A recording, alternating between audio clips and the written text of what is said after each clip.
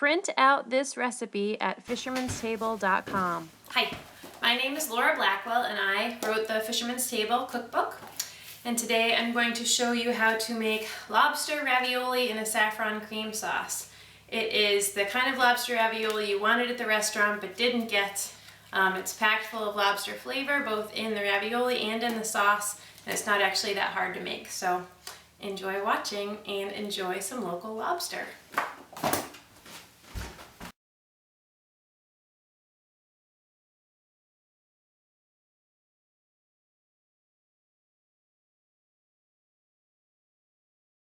Start out by steaming your lobsters in a large pot with a steamer basket until bright red. So let's do a color check here. Compare that to that. I think we're pretty close. So that is the color of a done lobster. Move them over. Off. Now let them cool while you make your pasta dough. Alright, Santa's gonna help us make some pasta. We're using 2 cups of flour, 1 teaspoon of salt. That's going to be mixed together. We are using 3 farm fresh eggs and 1 tablespoon of olive oil. The eggs and the olive oil are going to be combined ahead of time just so that they are uniform. So in pretty much every YouTube video about fresh pasta, they have you making a mound on the counter with a whole well for the eggs to go into, and I always find that I make a big mess. So instead I'm using a pie plate, put the flour and salt to the sides, pour your eggs in the middle, and there's really no way the eggs can escape. And then you're just gonna really just stir it around, stirring mostly the eggs, and as it's going around the corner, the eggs are little by little pulling in some of that flour mixture. I really like using farm fresh eggs to make pasta because they the flavor's great, but they give you a nice bright yellow. The yolks of fresh local eggs are going to be way brighter than supermarket eggs. So you want to go around. The idea is for this to be a batter inside. So I pulled in a little too much flour at once because we're getting some lumps in there. So I need to not pull any more flour for a while until I get this to look smooth again, pretty smooth. What's happening is we're just waking up the gluten. So there, that's smoothed out a little bit. So I can start knocking in a little bit more flour, stir it up again. But yeah, you really want this to look like a cake batter at this stage. At the end, it's going to start to look messy, and then as it gets really close to the end, I'm going to have to switch to my hands because the fork won't get it done anymore. Keep going, we're close. And if you screw up this part, that's not terrible. The idea is really just to gradually get the flour involved with the egg mixture. So now it's getting to be almost too thick to do it one-handed. Alright. Our end goal, alright, I'm making a mess. Our end goal is to have this be a dough that's sticky to itself, but nobody else. So in here, it's still sticky. We're just basically trying to knock the flour onto any part that's really wet, and that's how we're going to add it in. But yeah, you basically just keep going. This part looks messy and painful, but whatever. So keep going. Eventually this is going to turn into less of a effort to combine things, and it's going to turn into more of a kneading thing. And still messy, but the pie plate sort of contains the mess to one area. When I do it on the counter, it's like a torrential mess. Right.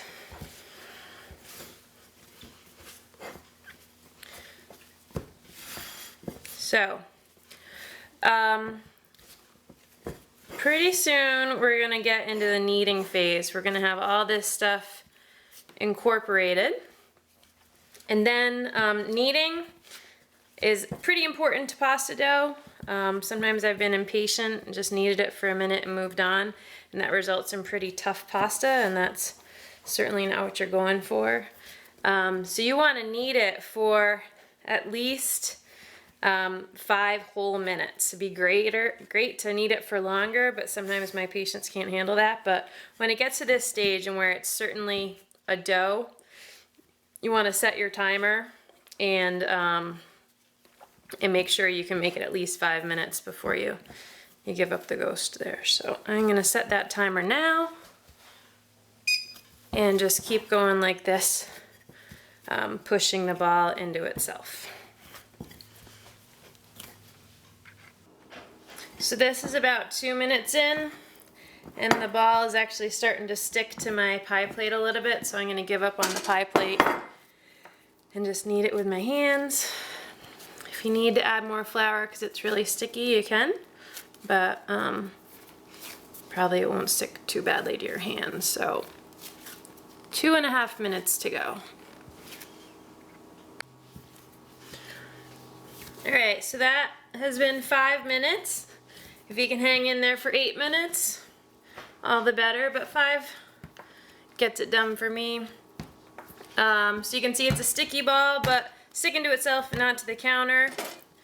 I am going to cut it in half, form the 2 halves into smaller balls, and then this is another part that you really need to do, is you need to let them rest. So what it is that the gluten that's in there has been activated by the moisture, and we need to give it some time to calm down, or if we tried to roll this right now, it would just keep springing back together like chewing gum. So gonna need to let it rest at least a half hour. An hour would be great. We're gonna go ahead and make the filling for our ravioli now, so we've got time to wait. We'll just set it aside. So, ready to harvest the meat. One of the tricks of this recipe is that we want to get not just the meat, but we want to get some of the liquid that's in here. So we're actually gonna do my cracking of the claws. Woo! And so this water right here is what I am looking for. And so you want to maybe even do it over a bigger bowl. Hold on. There we go. So we are going to harvest the meat over a bowl because we want more than just the meat. We want the white fat that's in there and some of the liquid.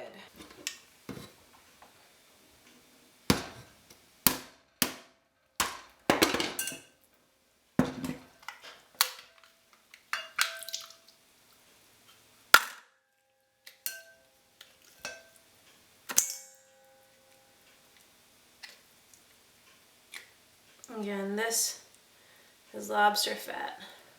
You want to hold on to that.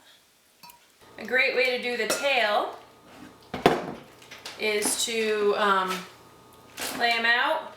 Take your impressive knife here, don't cut off your finger, and just slit the cartilage just right down the middle of the tail, and then your tail is going to just open up for you. Woo! And the meat will come right out. You want to clean out back here. That's the exit system for the lobster, so you want to clean out any the black line that's there. You're not going to keep that stuff over there for the meat. But yeah, generally that's the idea of harvesting the meat. So now that we've gotten all of our lobster water and fat harvested, then we want to pour in, make sure we get about a half cup of that, especially the liquid. So I guess all we got here was about a half cup. That works. And then we're actually gonna microwave it till it's hot but not boiling. So now our lobster water is hot. In order to get the flavor out of saffron in order to get maximize the flavor. It needs to soak for a little bit in a hot liquid, which is what we're doing here. Saffron is super expensive, but super powerful. So you want to just crush it up. If you want to use a mortar and pestle or something, go for it, but just crush it up. As much of a powder as you can get it to be would be great.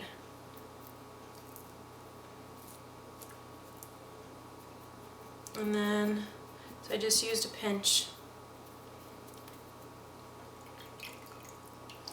And we're going to let it sit in our lobster water for about 20 minutes or half an hour while we make our ravioli, and all that flavor is going to start coming out. And it's also going to give us that classic yellow color. Alright, so now we're going to make our stuffing for our ravioli. We're going to use an egg, we're going to use some cheese, and we're going to use the lobster meat that we harvested. So as far as the lobster meat, we rinsed it off. I rinsed it off. You didn't do anything. I guess I needn't rinse it. In case you come across any shells, just be careful. That's not going to be pleasant. You want to chop these up into, it doesn't have to be super tiny. It's nice when you get a big lobster chunk, but at the same time we want it to fit relatively smoothly in the ravioli. So I would say that a good sized chunk like that is too big. That is probably good, these guys. So we chopped up our lobster, add him in. You can add in some black pepper if you like, just to give it a little something. Not a ton. About a half a cup of cheese for a cup of lobster, and an egg. And just mix that around.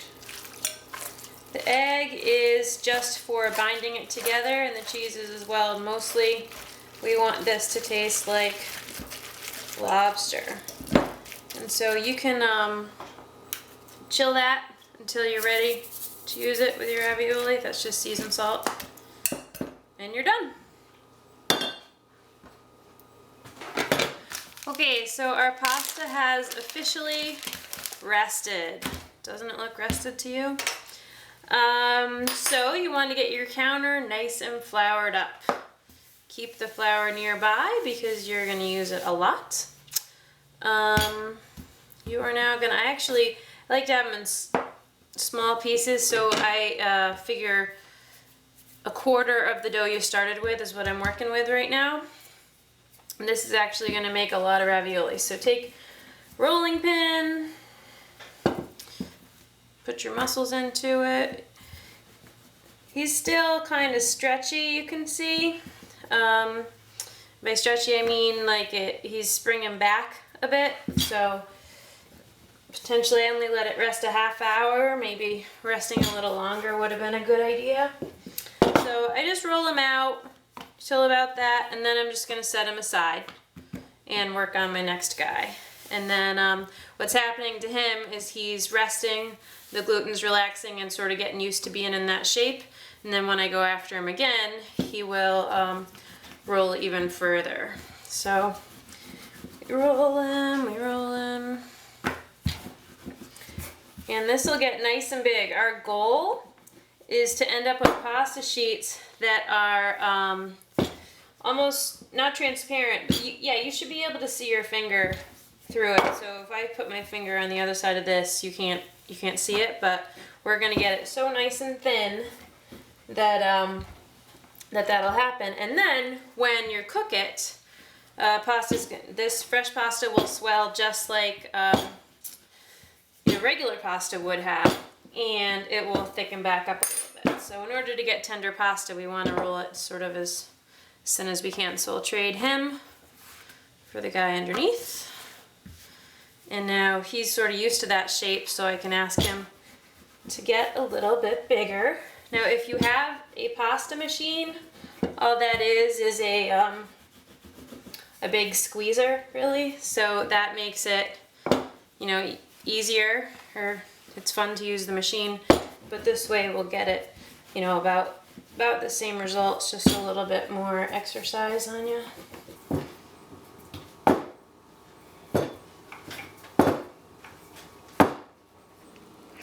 So when I was talking before about we wanted it to be transparent, a great way to check that would be to just throw the pasta on top of your book, and if you can read it, see the picture, see the seagull, you're good to go.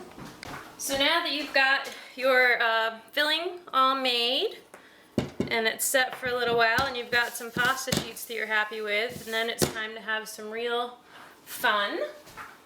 You'll need a little bit of water, just, you know, a little water to hold on to it, and then just sort of start thinking about how big you want your ravioli to be. This is up to you. If this is your first time doing it, then I would make them bigger, because that will be easier for you. So I sort of cut the pasta into a rough strip. You don't need to worry about neatening up the side just yet. Take out some of your stuffing and just put, you know, 1 ravioli's worth on it. Now, if you overstuff the ravioli, you'll have a little bit of a hard time sealing them up. So to start, I'm going to put like that much in. That might be too much. I pretty much always overstuff them. Then before you do anything else, just take your little water and draw the edges. You paint the edges with water. And I'm not cutting this side here because there's really no need to at this point. So then you fold them over. Bye ravioli, have fun. Fold them right over. That side that you didn't cut, press him down first. So you've made an edge without having to cut it. Then press down your other sides. Pressing sides. If you can get air out, that'd be terrific, but sometimes you can't. And now you get to pick about, you know, how you want your ravioli to look. If you want it to have the fork, sometimes people like to have the little fork indentations around the outside. Great, do it. This rough folding method is the easiest way, but it does make your pasta look kind of rustic.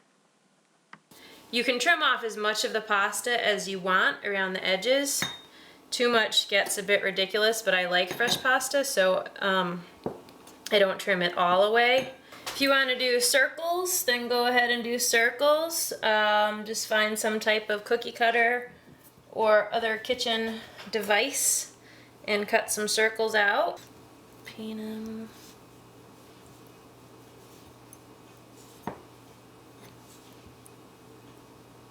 Just make sure the filling doesn't get all the way into the edge, because then it won't glue together properly. 2 tablespoons lemon juice. We're squeezing.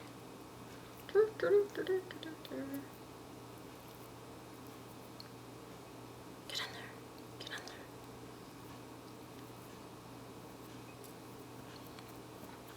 Cute, huh? All right. Once you have them set, you can put them onto a pie plate with some flour or a cookie sheet with flour. You can see we made some uniform looking ones. We also have our renegade ones from the beginning, but anyway, there's ravioli. Alright, so now that we've made our pasta, we are ready to make our sauce and then get eating. So the sauce is pretty quick, so you can turn on your pasta water, get that boiling. For the sauce, it's pretty simple. We've got 3 cloves of garlic. We've got, remember the lobster water that we had the saffron soaking in? See how it changed color into that bright saffron yellowy orange? So that's going to be cool. We have heavy cream, a little bit of dried tarragon. If you have fresh tarragon, that's fine. Just use more of it. And then some olive oil. And 2 tablespoons lemon juice.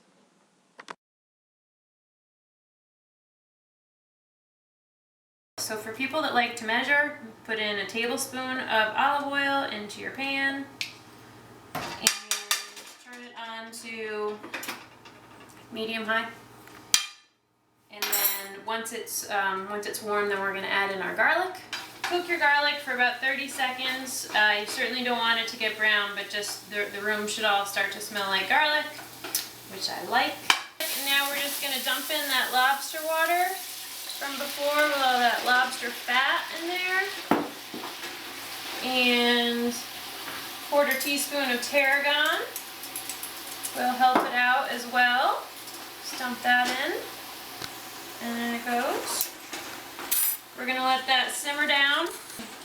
Go ahead and add in heavy cream. Simmer for 5-10 minutes, and that's just gonna give the saffron a little bit more chance to open up its flavor. Tarragon will meld in. Sauce is gonna get a little bit thicker, a little, more solidified. And that's it. And our water's going on now. When our water's hot, so figure if we've got 5 more minutes on the sauce, pasta only takes 4 minutes to cook, so we're pretty close to dinner time. Okay, pasta water's hot. Let's just slide your raviolis in. It's okay if the flour goes in with them. It's not a big deal. Get them in there though. I'm relatively gentle with them, probably too gentle. Now some recipes say that, the pasta's done when it floats. I find that it floats like maybe from the beginning sometimes, so the timing is 4 minutes. If you're using frozen fresh pasta, then it takes longer, but these should take about 4 minutes. And so we start that. Well, the pasta actually did kind of change consistency. It was sort of doughy before, and now it's a little bit glossy. But 4 minutes, that's it. We're all done. We didn't have anyone explode, which is great. And then I'm just gonna stir in these 4 little pats of butter. It's not that the sauce needs more fat, it's just that's what's going to give it that silky texture that you want so it'll cling to the noodles. And then slide them in here. And that's it. You have made from scratch some delicious tasting lobster ravioli in saffron cream sauce. This is a flavor you're not going to get in a restaurant. It's going to be a strong lobster flavor with all that rich creaminess. And so serve it up. Make sure you get a little sauce on top of the ravioli. And if you have some fresh tarragon for a garnish, it makes it all prettier. Thanks for watching.